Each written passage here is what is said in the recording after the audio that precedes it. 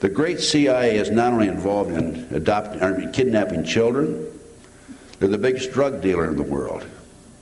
As we know, Iran-Contra. And the CIA is the most evil organization that's ever been established in the history of the world.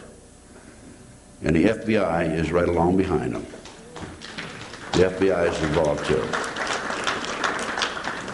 I'm going to document information on the screen now about the finders. I have been to the FBI half a dozen times and filed a formal complaint, and they have yet to interview me or to even contact me. Okay? And let's start. Oops. Let's talk about, before I go into the finders, let me just throw a few things up here about, no, this is the finder. Reader's Digest, July 1982, 100,000 children are missing every year. We're not talking about runaway teenagers, we're talking about kids that are 2, 3, 4 years old. They just disappear off the street. The great FBI will tell you how many bank robberies occurred last year, how many statutory rapes occurred. They'll tell you about armed robberies and stolen cars. They won't give you figures on the missing children. Here's the finders. That's the great seal of the great CIA. This is your documentation. This has been given to the FBI by me personally. The top says Department of the Treasury, U.S. Customs. This is a case that broke in 1987. And at that time, there was two well-dressed men in a van, Dodge van, that were with 6 children, ages, as you see down here, 2 to 6 and 7 years of age. They were in a park. The kids were shabbily dressed, the men were very well dressed. The men had passports on them. The police went out and talked to them, and the children said that they were en route to Mexico to a smart school. The men refused to talk. The information was, the van had Virginia license plates on it, and the information was sent back to the Washington Metropolitan Police Department of Washington, D.C., and the files were checked there, and they learned that there had been information there about blood rituals that had taken place and possibly a homicide. And by the way, the Metropolitan Police Department obtained a search warrant, and that's where they came up with this information. There was a much more detail on it than what I'm giving you, but this is the report itself. And if you'll notice down here at the bottom, inspection of the premises revealed that organizations in different places in the world were involved in this project. And you see here it says London, Germany, the Bahamas, Japan, Hong Kong, Malaysia, Africa, Costa Rica, Europe, and so forth. And there was a Palestinian aspect to it. And here's this kind of interesting. There was a code word called Operation Pentagon, or Break-In Pentagon. Is it on there? I don't see it right now. Yeah. It was a code word. Yeah, okay, here it is. The Pentagon break-in. Obviously a code word. So what happened? The customs agent who investigated this was in contact with the Metropolitan Police Department. He went over there for a briefing to the Metropolitan Police Department of Washington, D.C. on April the 2nd. And he had been working with the detective Bradley. And at that time, he was referred to a third person. Probably somebody didn't want his name in his report.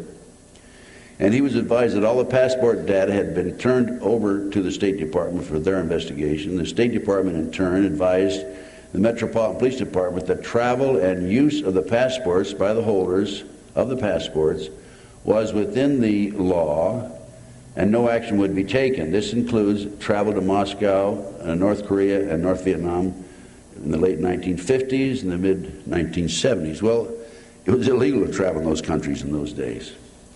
The individual further advised of circumstances which indicated that the investigation into the activities of the finders had become a CIA internal matter. The Metropolitan Police Department report had been classified secret and was not available for results.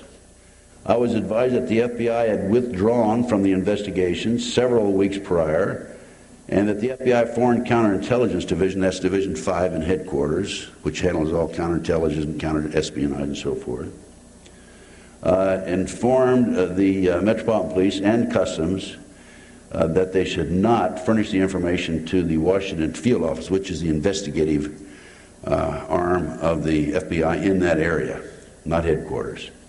No further information will be available, no further action will be taken. That's the finders. That ties into the Nebraska case.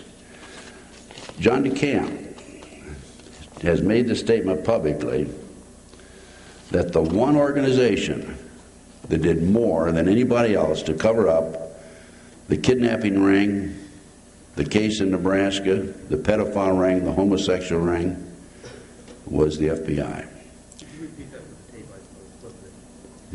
John DeCamp, who is the attorney on record for these kids, two of these kids, has publicly stated, and it's in his book, the Franklin cover-up, it's on the back there. If you don't have it, I highly recommend it, along with this video.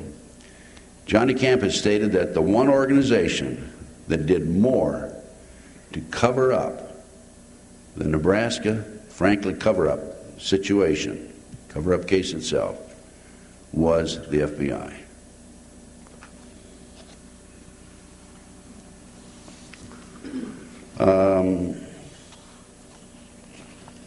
Here's some headlines out of the Washington Times. You don't see this in the LA Times or the New York Times, by the way. This is June the 30th, 1989. Power broker served drugs, sex at parties, bug for blackmail. Craig Spence, who's identified, I think, in this article, in one, if not this one, the one I'm going to show you in a few minutes, was with the CIA, and his job, along with some other nefarious individuals, was to set up the congressmen, senators, dignitaries for blackmail. There was one FBI agent in Omaha and another one in Chicago, a team of 5, who traveled around the country and did some of their dirty works. There was a restaurant in New York City that was bugged, video and audio, specifically for the purpose of setting up congressmen, dignitaries, senators, etc. Homosexual prostitution probe ensnarls officials of Bush and Reagan. Paul Benassi has drawn the living quarters of the inside of the White House. The public is not allowed in that portion of the building. I've been in the White House, but never there. As a matter of fact, I met that great American Henry Kissinger in the White House. And not only that, I met Nancy. And at the time, I didn't know. That's kind of an interesting case. I'm writing 3 books now, so you can read that in my book. But some tapes disappeared out of the FBI headquarters. Transcriptions of some illegal wiretaps is what they were. And I was an inspector at the time, and I was ordered along with 3 other inspectors and our aides to locate those tapes. And they were finally located in the White House, and they'd been given to the White House. And I waited all day for them. And finally, my boss says, go over there and wait over there. Don't wait here. I'm getting tired of looking at your face. So I went over there one night late at the White House, went in and found the tapes, talked to Alexander Haig. And as a matter of fact, when I finally had an opportunity to talk to General Haig, I read his rights to him. I'm probably the only person in the history of the country to read the rights to Haig, because he was a suspect. We had files missing, right? So he's a suspect. So I gave him his Miranda rights. And then I talked to him at length, and he said, yeah, I have the tapes here. He says, they're being copied. He didn't say they're being copied. He said, I have the tapes here, and so-and-so over at the headquarters is coming over to pick them up tomorrow morning at 9 o'clock. Would you like me to give them to you or to wait and give them to him? Well, the guy that was coming over the next morning at 9 o'clock outranked me, so what would you have done, right? Give them to the man that's coming over tomorrow at 9 o'clock, which I did. I left.